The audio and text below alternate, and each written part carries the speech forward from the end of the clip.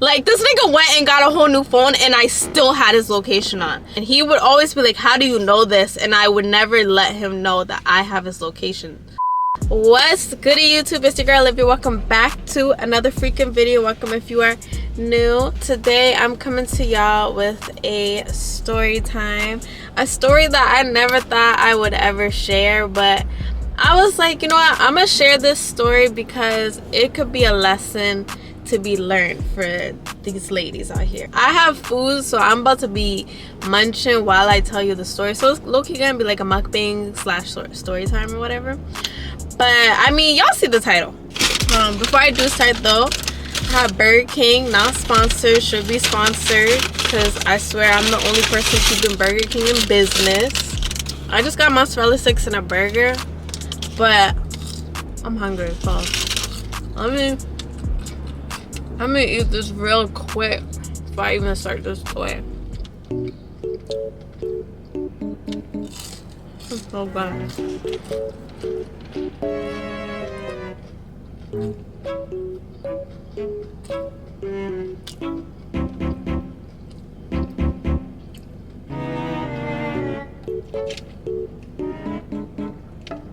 So this story is about me and my ex-boyfriend. This is like happened all the way in like 2017. I've never shown him on YouTube, so y'all won't know who he is. No one has ever seen him. Like, my audience on YouTube has ever seen him. It was literally like my first boyfriend ever. Just that line alone, saying he was my first boyfriend ever, you should see how I was moving, right? I was probably like 19 years old. He was... There's a crack in my windshield? Yeah, so I was about 19 years old. I was very young, and he was like 2 years older than me or whatever. And at the time, I thought he was like the greatest thing ever. And for the reasons I like, when I look back now, I'm thinking he was the greatest thing ever. It was giving Delulu. He wasn't the greatest thing ever because, like, oh, he bought me stuff and he treated me nice. Like, he did treat me nice. I'm not gonna put him down for that. Like, he treated me nice. I thought he was the greatest thing ever because at the time, I'm much more grown now. I'm 25 now. So at the time, we would always be, you know, hunching. So I just thought, like, I didn't understand what love was. I thought that's what love was. Always being intimate. And that's not what love is. So boom, he broke up with me. Long story short, I'm too clingy. I'm a clingy person. That's one thing about me that is, it has not changed, but I've definitely gotten better at my clinginess. Like, I'm not as clingy as I was before, but it's just a trait about me that I have. I am a clingy person. And he didn't like that. He didn't like that I was so clingy. And one thing he always told me, because at the time he was 21, I'll never forget, he used to always tell me, like, you met me when I turned 21, like, I want to live my life, I want to be free. He used to always say that to me. So rude. Like, now that I think about it, like, he wasn't nothing. Like, I'm playing. I'm not here to bash him. He always told me, like, oh, I want to be free, I want to do this, like, it's not my fault you met me at this age, like, I want to. And he never cheated on me or nothing like that, but he just always wanted to go out, and he always wanted to go out without me. Like, he, not even like without me, more like he would like chill with me and then he'll drop me off and then he'll go out with his niggas. And I'm like, bro, like, why couldn't I just come along? Like, I don't know, now that I'm like saying it out loud, it sounds mad sus, and maybe he was cheating on me. But I'm just glad that I didn't know, and I'm still act clueless, like I don't know. So a while back, I was supposed to be meeting up with him because we went to the same school, same campus. So I asked him for his, I told him, send me your low. This nigga sent me his location, and like it stayed on. It was, you know, this how it's like send your current and then send your location. He didn't press send current location, he pressed send location.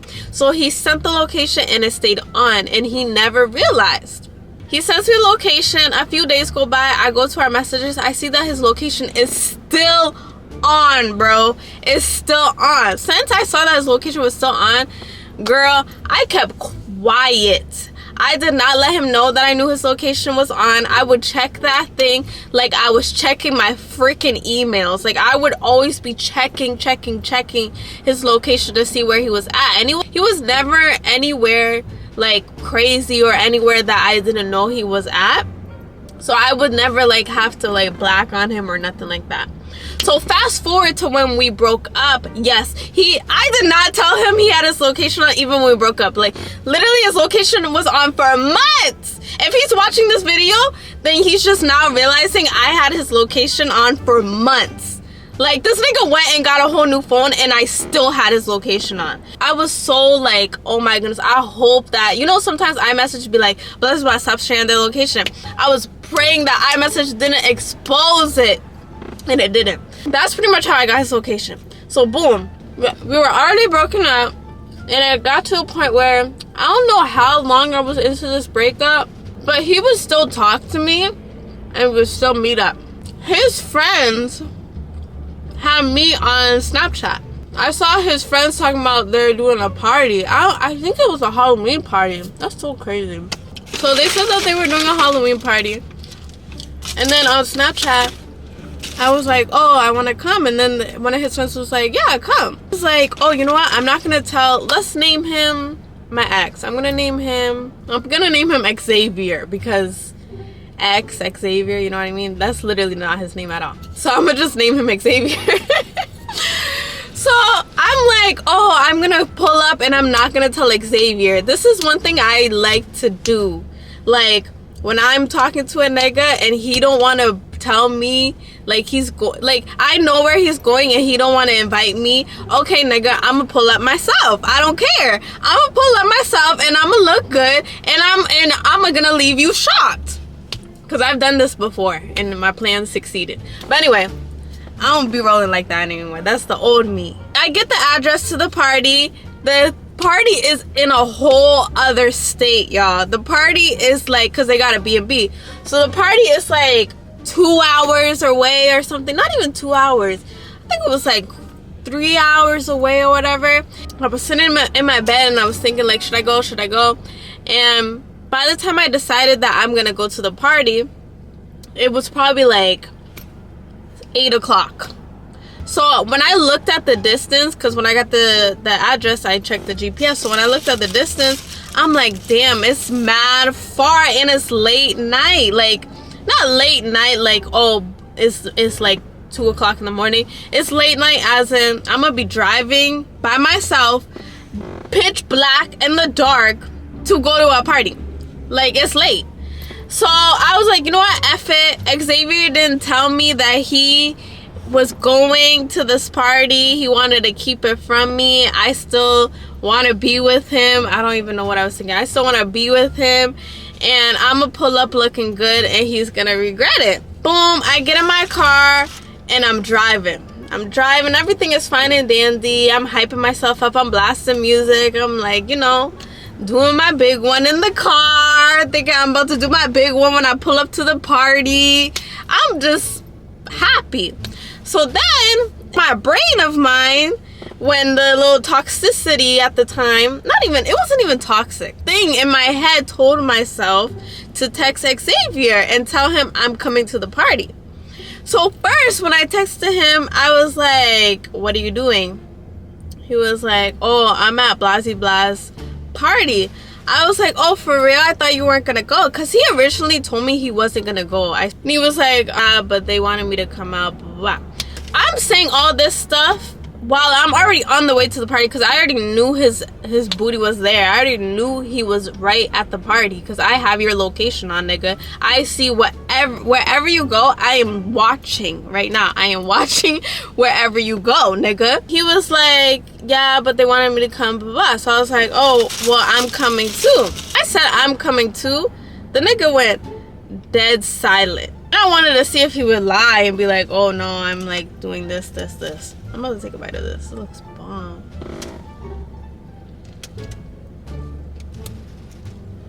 It's mad sloppy. Y'all see that?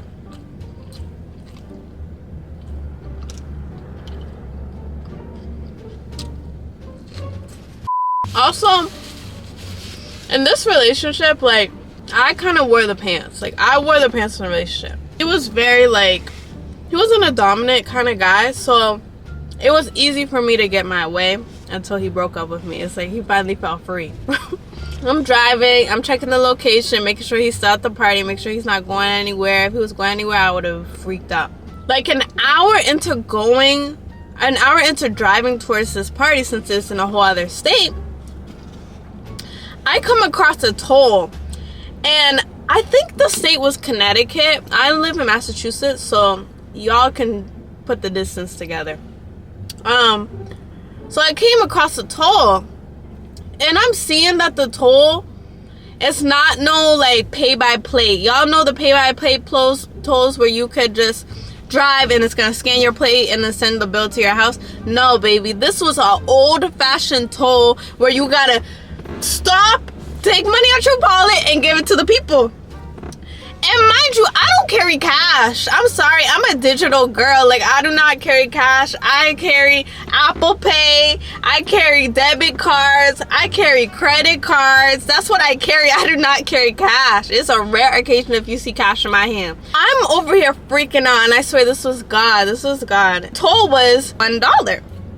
So I was like, okay, it's just $1. I'm gonna check if I have $1. Luckily, like I said, thank you, Jesus, I had $1. I actually had $2. So I paid, but I only found $1 at the time. That's gonna make sense. So I gave the person $1, and I'm driving. I'm running low on gas. I pull over at the gas station, and then when I'm texting this nigga, the last text I sent where I told him I was coming, he did not respond to me. And it got me so hot. It got me belligerent. Like, I was freaking out. So then I started calling him. Spam, calling him. Spamming him in text. He's not responding. I'm over here like, what the I'm driving how many hours to go to you to go to this party, and you're not even responding to the text? So I'm freaking out because he's not responding. And at this point, since I started freaking out, I started getting lost. I wasn't paying attention to the GPS. I was starting to think in my head, what am I doing? I'm chasing a nigga I'm not even in a relationship with anymore. Doesn't even care enough to send me a text back when I was just texting him. Like, nigga, I was just texting you. You were just responding. You can't send a freaking text back. I'm blowing up your phone, and you can't just take one call. Finally, he does not pick up the phone, but he texts back, and this is all he says, and this is what sends me over the moon. He says, "You're effing crazy. Leave me alone." When I saw that text, and I was already halfway driving to a whole other state just to go see him and pop up at the party, I went off. I thought I was gonna crash my car. Like, I don't know if I'm just dramatic, but I went the freak off. Like, I swerved my car. I got so mad. I took my phone. I threw my phone at the windshield. It shattered the windshield. Then I started having a panic attack. I was literally like hyperventilating, breathing heavy because I have asthma. So I was breathing mad heavy. I did not know what to do. I'm like, oh my goodness, this nigga just called me crazy. He told me to leave him alone, and look at what I'm doing. It's like reality set in. It made me be like, what are you doing? Like, what is wrong with you? I'm starting to freak out because my windshield is cracked. I'm like, oh my goodness, how am I going to explain this to my dad? I just got this car because it was my first car ever. So I'm like, how am I going to explain that to my dad? Like, it was just crazy. So I called my friend, and I explained to her everything that happened. Because if I had told her before I went, she would have been a good friend, and she would have been, realistic, and would have said, Liv, don't go. What are you doing? Why are you doing that? Don't go. And that's the reason why I did not call her, because I didn't want to hear that, which is not good. Sometimes you need to take advice from your friends. Don't ignore it. Take the advice. I called her. I explained to her what happened. I explained to her the window is shattered. I'm hours away. I don't know where I am. Like, it was bad. Calmed me down on the phone. She told me, she said she's going to start spending time. She said she's gonna spend some time with me, like everything's gonna be okay. So she managed to calm me down, and she's like, just follow the GPS and everything is gonna be fine. So I'm driving back, and I'm like, I don't have money for the toll, bro. I even told her that on the phone. I remember I'm like, bro, I don't even know where I am. I had to go through a toll with a person. They don't even got that in New York anymore. When I used to drive to New York, they got tolls with people you gotta stop at. They don't even got that no more. So I'm like, I don't even know where I'm at, bro. So I'm looking everywhere, and look at God, I found another $1. So I was able to pay the toll. I just think to this day sometimes, what would I have done if I did not have another $1? Because they don't take debit card. They only take straight up cash. So what the hell was I gonna do? Like, pretty much drove back home, and I don't remember if I continued to talk to, I think I talked to him after that.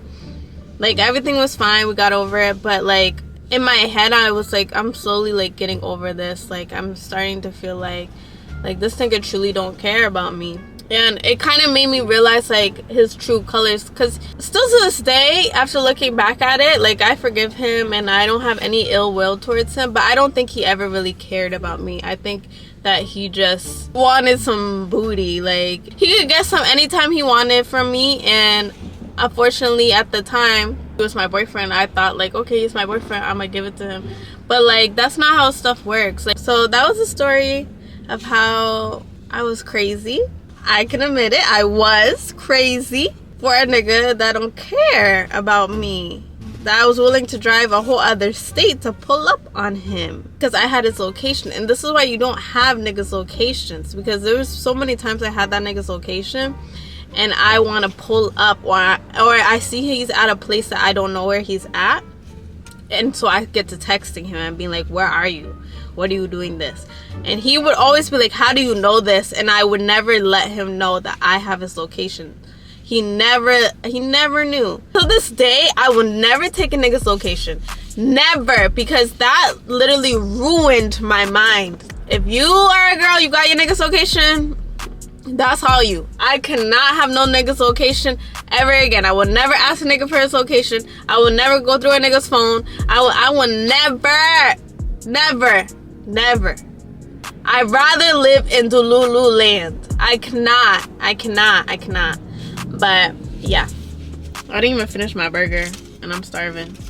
But that is that for this video. I hope you guys did enjoy this video. If y'all want to hear any other story times, I feel like this one was kind of calm. I have many other stories and I will gladly pull some stories out the vault.